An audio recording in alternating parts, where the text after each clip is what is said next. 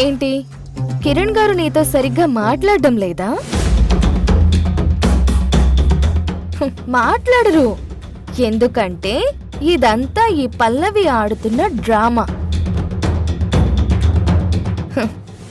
ఇది టీజర్ మాత్రమే, అసలు సినిమా ముందుంది. మీ మధ్య గొడవలు చిలికి చిలికి గాలివానగా మారి వరదలై పొంగుతాయి. ఆ వరదల్లో నువ్వు కొట్టుకుపోతావు.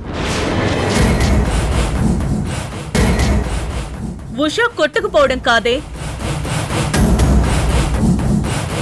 మీ పాపాల వరదలో నువ్వు మేఘనని కొట్టుకుపోతారు.